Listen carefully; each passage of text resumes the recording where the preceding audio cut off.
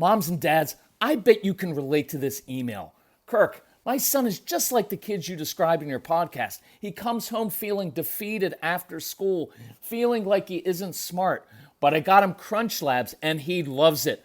Building the new toy and watching Mark Rober makes him feel smart. And then he explains, talking a million miles a minute, like our kids do, all the cool science facts he's learned. It's like I get my real kid back when he's building his Crunch Labs toy. And that is exactly why I was so psyched when my niece first told me how her son loves Crunch Lab. Confession, this is the one sponsor I wanted more than any other because it's such a perfect fit for our kids. So go to crunchlabs.com/calm and you'll see why. Crunch Labs is a STEM monthly subscription build box for kids. Your kids get a really fun toy in the mail every month. And what kid doesn't love that? And then they put it together by watching a step-by-step video from former NASA engineer Mark Rober, where he teaches all the cool physics that make the toy work. Mark's passion is helping kids think like engineers. And this helps your kids develop resilience and problem-solving skills while having a ton of fun. Get your kids something they will actually love, use, and look forward to getting all throughout the coming year. Build your child's confidence now. Visit crunchlabs.com/calm and get your kids Crunch Labs today. When you bring your child home for the first time, you want a baby monitor you can trust. When you choose Stork, you choose technology trusted to monitor 10 million babies in hospitals every year. Stork continuously tracks your baby's pulse rate, oxygen saturation, and temperature. Visit MassimoStork.com to learn more. Stork, a revolutionary baby monitor, is born. Stork is not a medical device. Read and understand all product labeling. Massimo data on file. So, it's back to school time coming up soon, and many of you are dreading it. And I get that because we dreaded back to school time for years, right? And why? Because there's anxiety. Many of your kids just don't want to go to school. There's the issue of older kids who just aren't motivated. There's behavior issues. What about social skills? What about now it's your kids may be behind after being in virtual learning for the last year. So how's that going to work? We went through all of these things, especially with Casey, until we learned a few tools. And I want to begin sharing that with you. Now, I posted on Facebook and said, hey, back to school time. What are you most anxious about? What are you nervous about? What are the issues? And I got quickly overwhelmed answering people's questions. So I said, hey, I'm going to answer some of those in a podcast coming up. And now that I got all those questions, it'll probably be like 5 podcasts. But I'll try to keep this a little bit concise, but hit on different issues. I'm going to try to hit as many things as I can for kids all the way from ages down to age 3. I have questions on up to age 17. So we're going to do that on today's episode of the Calm Parenting Podcast. So welcome. This is Kirk Martin, founder of Celebrate Calm. You can find us at celebratecalm.com. If you need help, reach out to our son, who was the source of a lot of this dread and anxiety with school, because he went to public school, private school, Montessori school, every school we could try, but he'd get kicked out of some of them. He struggled in so many of them. We homeschooled. We did just about everything. So we have a lot of experience in this area. I have trained hundreds of thousands of teachers in different schools. And so let's dig into this. So if you need help, reach out to Casey. He will understand your anxiety and your dread, and he'll help you out. So tell us about it. CASEY, Casey at celebratecalm.com. Tell us about your family, age of the child, what are you struggling with, and we'll reply back personally because this is a personal thing for us. It's a family mission, and give you some ideas and strategies and some tips. Hopefully we'll relieve some of your anxiety. If you need any of our resources, Casey will put together a specific bundle for you within your budget, or you can just take advantage of the back to school sale. So let's go through this. I'm going to try to go through as quickly as I can, but also be thorough. The one thing I'd ask you to start thinking about as we get into the school year is, what are your goals for your child? What exactly do you want, right? Because you can go down the path that some parents will be like, well, I want my child to get all A's. I want honor roll. I want to take honors classes, or I want all A's and B's. What we came to was we wanted to set our goals and align our objectives with long-term thinking. And so what we came up with is we want a curious child who loves to learn, right? That was the basis. And as he began to get confidence, we were like, we want a confident child who's confident enough, stable enough to push through when things get hard, because that will build even more confidence. Some of your kids are not there yet because it takes a while to build that confidence, especially those that have had some really difficult times with school. And so I'd ask you to define that, because that will change how you look at school and how you approach it this year. So let me start rolling on some questions. This is a 3-year-old. So that mom on Facebook was like, I'm trying to allow my child to go at her own pace in preschool rather than the standard pace. Hearing she doesn't know this and that, or knows it but doesn't want to participate because she's shy, right, causes this mom anxiety. She's only 3.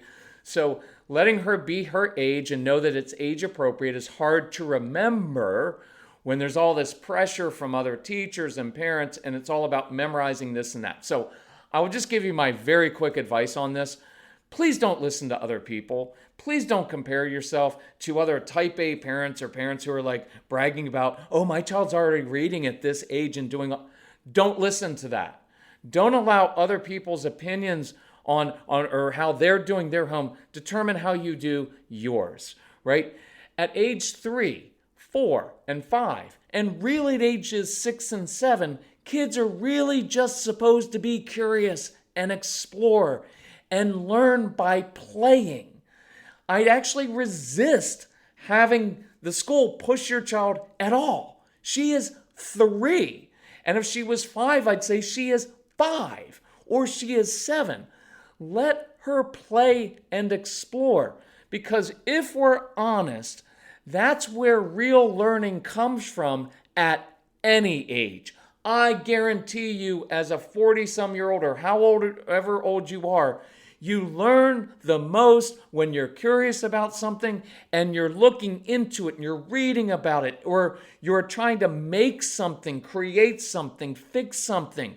It's not just from sitting down and reading a book, which I love to do. I'm reading 3 books at the same time right now.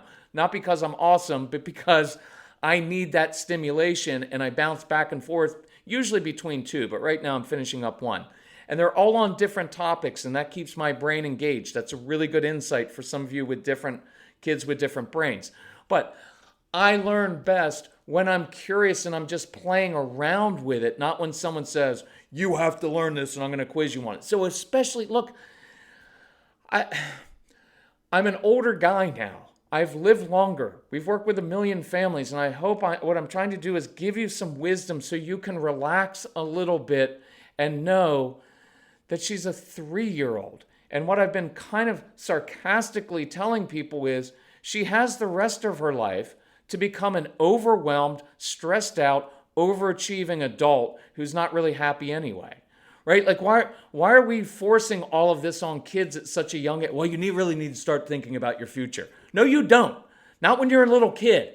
The fact is, you don't want to think about your future. You want to be in the moment when you're a kid. You want to be impulsive when you're a little kid, so you learn from it then. Right? Stop forcing adulthood on little kids. It's harmful. And I asked the mom, I said, allow me to be a jerk about the shy thing. I was voted shyest boy in my high school class.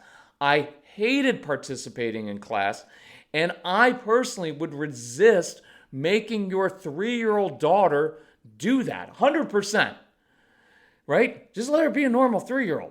She doesn't want to participate in class. Who cares? You don't, look, when you grow up in the real world, you don't have to go around the room and read to each other.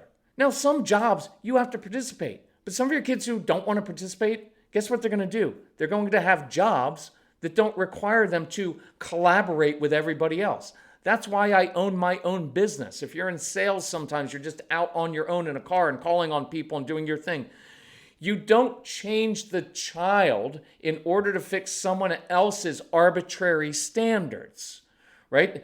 We could spend an hour on that alone, but we're not. So let her be a 3-year-old and 5-year-old and 7-year-old. Relax. Parents of younger kids, please relax and encourage your child to play and explore and follow their curiosity instead of them trying to make them into little adults already. Well, next question. I'm worried about my 5-year-old entering kindergarten. He learns best via play-based learning. Good. He hates circle time. Good. He's just overall hands-on kid. Isn't it sad, by the way, that is now seen as like, we're going to have to really do something about that. No, that's the way they're supposed to be.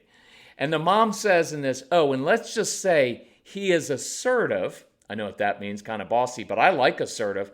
And a leader, never a follower. I'm hoping for an open-minded teacher willing to think outside the box to help a child learn the way they are receptive to learning. And so my response to you, awesome mom, is get ready for the phone calls. You, if you are a parent of a strong-willed child, you are going to get calls from the school early on. Well, your son or your daughter, your son will not follow directions. I've asked him to sit still in circle time, and he will not sit still. And I think I don't know if he has some hearing problems. No, he doesn't.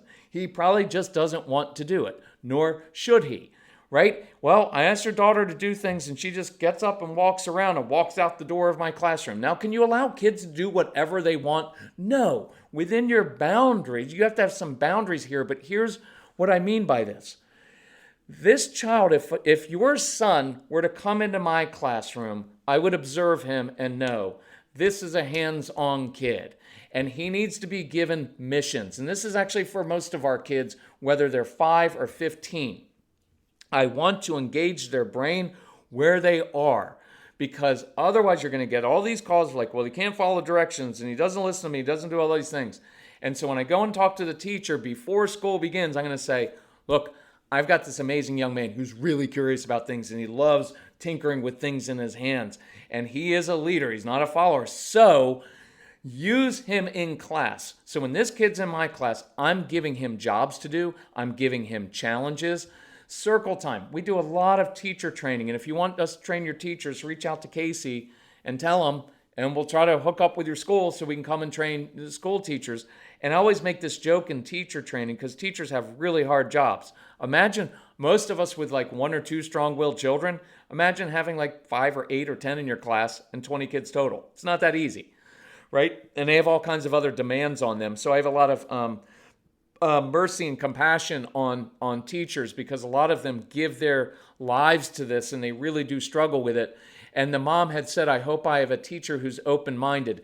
And it's not just open-minded, it's teachers having tools, right? Because they've not been told how to handle a child who doesn't sit perfectly still and do what you want them to do. And they need to be trained. And so I'll do some more. I've got some old podcasts on that. I'll do some new ones for teachers to give them tools to know this child's going to be fine. He's just not going to sit in circle time. So my joke is always like, I hate circle time. Because after you're 5, when do you ever have to sit in a circle? Like nobody at your office is going to say, hey, Sarah, 3 o'clock in the conference room, circle time. Nobody's doing that in the real world. It's an arbitrary standard that we come up with, and then we judge our kids against an arbitrary standard and determine that something is wrong with them because they learn better by play-based learning and being hands-on versus sitting in a circle and listening to someone talk to them about things they're not interested in, right? And we want kids that follow directions. Well, in real life, I want the assertive kid that's a leader. It just means it's going to make me uncomfortable at times. So in that class, I want to give this kid lots of tools, and I'm going to give him challenges. Guarantee you he's a bright kid. I'm going to make things harder for him, and I'm going to ask him for my help. Oh, I could really use your help. And I'm going to ask him to be a leader in my classroom and give him lots of positive affirmation when he's doing things well. Well, what about circle time? Well, maybe he doesn't sit perfectly still in circle time, and you allow him in circle time to actually sit underneath his desk instead of sitting in the circle. Or maybe he sits in a chair. Or maybe during circle time, you give him another job to do. Well, but all the kids have to do it. No, they don't all have to do it. Now, you don't want a kid or 5 kids running around the classroom, but there's nothing in here about him running around the classroom. I might just give him a job to do, doing something, so that I don't arbitrarily create a situation where he's failing again. I hope that makes sense. Okay, here's a question. I'm concerned about unstructured time and fewer COVID restrictions. My 7-year-old son did well in school last year because students had their own space and weren't close enough to touch, hit, annoy each other, right? Returning to sit at a table, playing with each other closer on the playground has me worried about his behavior issues. And I said, I'm not being flippant. Did he have real behavior issues, or was he just being a normal little kid who's physical? Right? Now, here's a tool for a teacher. My first thought is that during recess, I want to have this teacher give your son specific missions or challenges and jobs to keep his brain focused and to create successes. If I'm a teacher and I'm looking out at that playground and I consistently see one child kind of like being a little bit physical or pushing other kids down, or he's butting in front, right? And he's cheating, or he's grabbing the ball and he wants to go first all the time, and I notice he's not really doing awesome at that, I'm going to pull him aside and say, oh man, I could really use your help. Listen, next week we're doing a new unit on reptiles, and I've noticed that you're really good at drawing because that's all you seem to do. Leave that part out, but they do. A lot of these kids just draw. So I want to use your gift. You're good at this. So during recess, if I brought out some poster board outside, could you draw some different reptiles? And here's a good one for social skills. Hey, I've noticed that Johnny over here, he really likes reptiles too. Could you guys work on this together? And then next week, I'll hang up your poster board so everybody can see what amazing artists you guys are. So watch. By flipping it around and viewing the child differently, instead of going, watch, here's two different results of that. Well, I've got to write a note home because your child can't play well with other kids on the playground. He pushes them down, he cheats, he butts in front of them, and we're having behavior issues, and now I'm going to have to take recess away.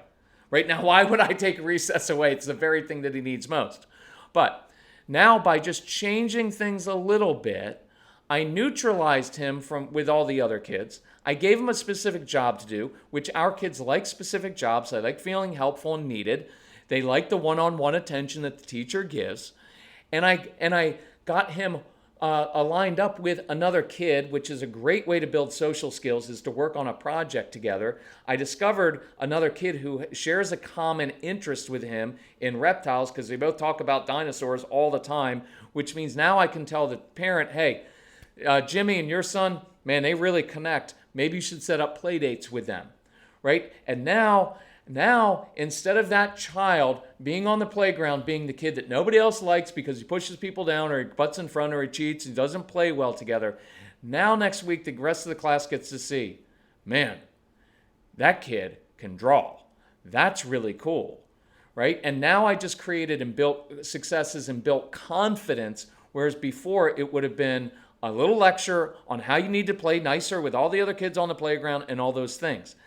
We just need to give kids tools and teachers tools with all of that. And I do encourage you, if you get the Calm Parenting package or buy everything, get everything package, whatever you get our resources, feel free to share those with teachers.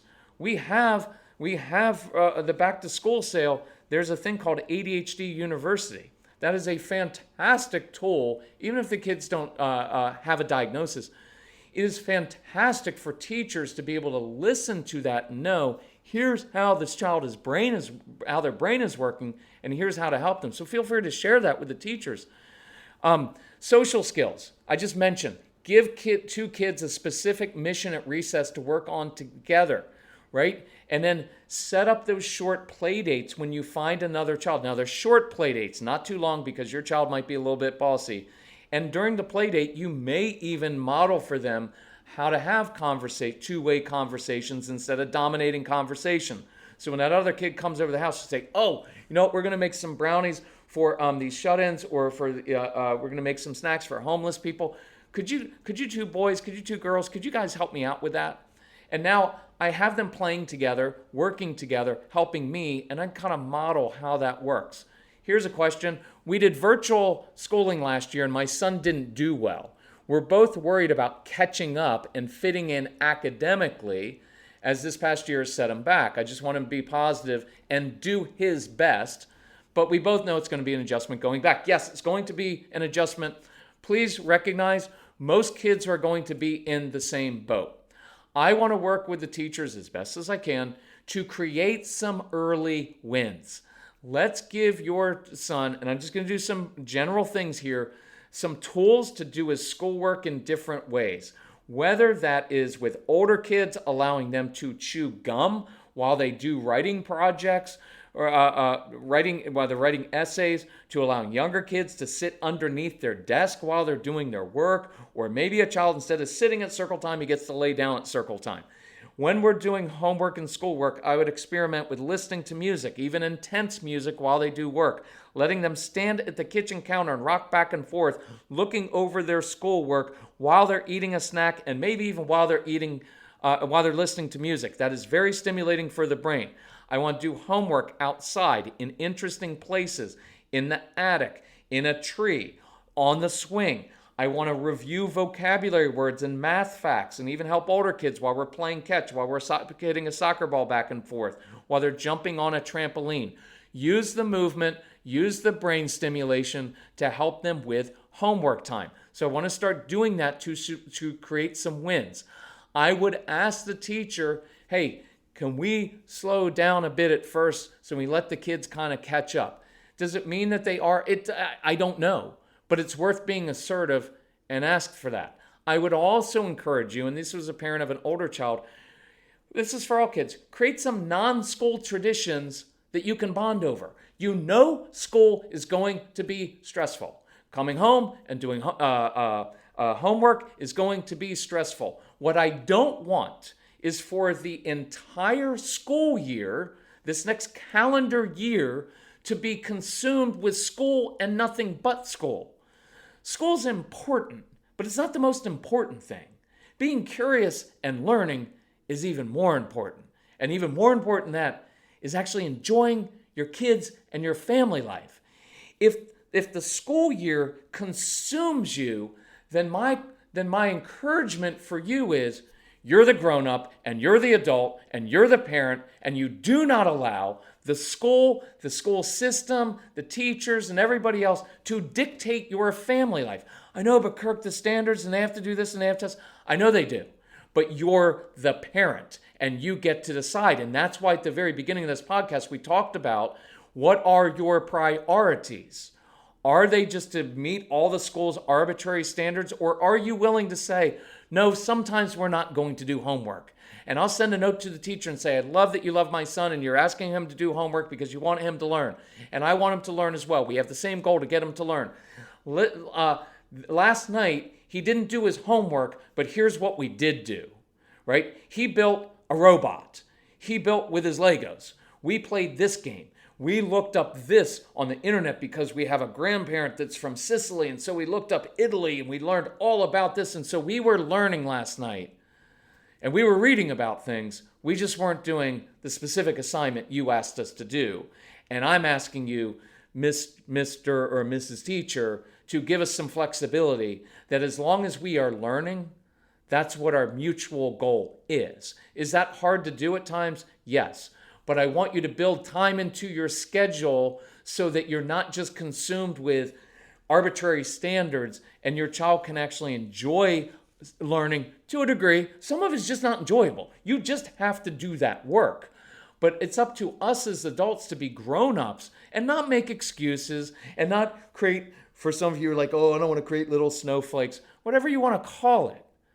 We, as kids, at least in my generation, now I'm sounding old, aren't I? We enjoyed life some. We weren't consumed by school. We did our schoolwork, but we also played outside every day for hours at a time. And we weren't rushed like this. And I know you will say, I know, but society, you're the grown-up. You get to choose how many extracurricular activities, if any at all, your child does. Does he have to do travel sports? Or could you just play club soccer so you don't have to travel and spend $8,000 a year, right, on a travel sport that stresses everybody? You get to make the choice, mom and dad, and it takes a little bit of courage, but you have that choice, and you can push back on society. Otherwise, just turn your child over to them and let them raise them, right? That's what we're here for. So you prioritize what is important. And here's another thing that you're not going to want to hear. This mom, like many in that Facebook post, were like, well, I just want my child to do his best. I hate that phrase. It is an unreasonable expectation that you must, I'm going to be bossy. You better let go of that expectation. Well, I just want you to do your best. Why? Did you do your best today in everything that you did? Do you do your best all the time? No. Why? Because it's impossible to do your best at everything. Reframe those expectations of yourself as the parent, right? Of like, well, I've got to run around like all the other parents and have my child signed up for 15 different things and do all these things and make sure that he does his best. Why? That's not a reasonable expectation, right? And there's nothing that says that that's going to create success for your child in life. Not at all. Probably be better if you do fewer things, but do them well. But just so you know, maybe I'll do this again. Nobody does their best at everything. The key is to do your best at the right things, at the most important things. And sometimes you just do the minimal work necessary on the things that don't matter. Or you don't do them at all and you hire someone else as an adult to do those things, right? Does that make sense? Let's prioritize. I've got to move on. Anxiety over going back to school. Anxiety is caused by unknowns. So try to eliminate the unknowns as much as possible. I would go take your child to school, into that school, outside of the school, walk around if they're young, before school even begins. Ask the principal, the administration, can we walk through the school so we can see how it smells, how it tastes, how it feels? Because your kids soak those things up, and familiarity, let me say it this way, being familiar with it helps eliminate some of the unknowns. I would find a teacher, an assistant principal, some adult, a guidance counselor, anyone at that school who needs your child's help or can use their particular gifts, talents, and passions. Is there a cool teacher? Is there a guidance counselor? Is there an assistant principal who will connect with your child and say, oh man, you are really good at X. You are really good with electronics. Could you come into school every day? Will you help me get my whiteboard set up? Can you help me with X? If it's a little child, helping move the books from one side of the classroom to the other side of the classroom. Just do it every day. Your kids won't care. They just like feeling helpful. Not at your house, not for you, but for other people. And then again, I'm going to skip that one. I already did that one on social skills. But let's get your child with that anxiety. See if there's someone that they can connect with. I would maybe see if there is one friend, someone that someone that shares a common interest in their classroom, so that at least every day, if I'm anxious and nervous about all of my stuff, at least if I know little Johnny or older Susie's going to be there, okay, that brings me a little bit of relief. 2 more, older kids. So I'm concerned about communicating well with my strong-willed 14-year-old daughter who thinks differently than I do. Good insight, Mom. That's good to know. She's very driven and overall a wonderful kid, but we definitely butt heads more during the school year when we're both feeling the pressure of getting everything done. I'll try to do an entire podcast on this, but my gut feeling is your daughter is generally conscientious. So why don't you turn over more responsibility to her? She's 14. Let her learn on her own by making mistakes now rather than when she's 16 or 17. And let her enjoy her independence. And you can show her that you trust her to just figure it out. So I'd back off a bit. Our phrase is, when we step back as parents, it gives kids to step up and be responsible for themselves. So I step back and say, honey, I believe you're capable of handling this. And I admire your independence. So I'm going to step back and back off a little bit. Now, if you get overwhelmed or if you need my help, I'm always here. Just come get me. But see, I've just given her confidence and said, I believe you're capable of handling this. And you're also saying, even if you do mess up at first, it's okay because you'll learn from that. And if you do need me, come get me. But that's a lot better than hovering over her. And you can be, as kids get older, I like to give wisdom and perspective to know, hey, honey, I know that you're conscientious and you want to do all these things. I just want you to know that this decision right now at age 14, or this test that you're taking at age 14, it's not going to determine whether your life is happy or not. It's just not. So, yes, I want you to study for it, and I do admire you because you're on top of things, but I want you to know You don't have to worry so much, and I don't want you losing sleep, and I don't want you being anxious about it. You're a good kid, you're a smart kid, and you're going to figure it out. So, does that make sense? I give some perspective, right? Because we're all feeling the pressure of like, oh, we have to get our child into the right school. No, you don't. You don't. And you need to be the grown-up who gives perspective and says, look, how many of us didn't figure life out until we were maybe after college? Maybe it was in college. Some of you, maybe last year, right? Some of you still haven't figured life out, or you're still in the process of it. It's a process. It's not like you have a test to take when you're age 15 and the rest of your life is going to be determined by that. What a horrible thing we do to our kids to rob them of their childhood because we're too afraid to give them some perspective and wisdom to say, that class, it doesn't really matter that much. It just doesn't. But if you want to do well in it, it would be awesome for me because it would help my anxiety. So I would also ask her questions when kids get older. You said, Mom, she thinks differently than I do. So good. So use that and say, how would you handle this? I know the way I normally did it, but I really want to learn how you think because I wish I was more like you. So rather than lecturing and directing and controlling, let's be more curious. Now, here's the last one. My son's 17. He's going into his senior year, but he's falling behind because he's failed several of his online classes last year. He went back to in person in the third trimester last year, and he passed all of his classes. So we know he does better in person, but I'm worried he'll refuse to go because he doesn't really have a vision for college, doesn't see the importance of a high school diploma because he thinks he's going to be a successful gamer. And so that's very, very common. And so he took one class over summer in online and he failed it. So this is hard, but here's what I'd encourage you to do. Two things. One is perspective. Sometimes kids like this have to touch the hot stove and learn for themselves. So I definitely let him know he can pursue that path if he wants, but he's going to have to finance it by himself, right? So I'd sit down in a casual, matter-of-fact way and say, hey, look, if that's your vision, let's start doing some planning. So let's see what a small apartment's going to cost, how much is a car, how much is gas, how much are utilities, insurance, food. Let's sit down and make a budget so that you know, as you're pursuing this vision for yourself, how much money you're going to need. Because once you do that, it becomes more real. And you're not giving him a lecture of like, well, that's not the right way to roll with it a little bit. And let him come to it on his own of like, well, maybe I should graduate and maybe I could go to a community college while I'm working a job, which would be an awesome thing probably for this young man. But here's what I would do proactively. Let's try to find one person at school he can connect with and one mission or job he can do there in person. You know, we asked a little bit about one of the other kids and he was like, well, he's kind of into tennis. Okay, so maybe is there a tennis team? Is there an opportunity for him to teach other kids tennis? Maybe this kid is in particular is into technology. So could he help a teacher or someone in administration with technology issues at school? Could he start a gaming club? Could he teach tech stuff to younger students? And the words I want you to write down and keep in your heart are mission and mentor. If you want to motivate older kids, you have to find what motivates them and what they care about.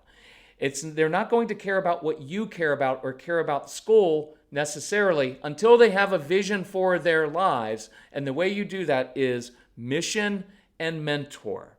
Find a mission, a specific job using their particular gifts, talents, and passions, accountable to another adult, a mentor of some kind who can encourage them and hold them accountable. It is a really cool process. We teach you that in our programs, and we're glad to take you through that. But I don't even know how long this is. 32 minutes, kind of long, but I hope it was worth it for you. And I'll do some more on back to school time. I'm starting to do phone consultations on it because people are freaking out, so we can come up with a very specific game plan of what do we tell the teacher, how do we prepare our child for this coming school year, how do we set up our home, how do we align ourselves so that we have a successful school year. We've got the back to school sale. If you need help with that, reach out to Casey, see it online. Thank you for doing what you do. Let's make this school year a good one. Listen to this podcast, share it with others, and then let's just start setting some good things, positive things in place. Anyway, love you all. Talk to you soon. Bye-bye.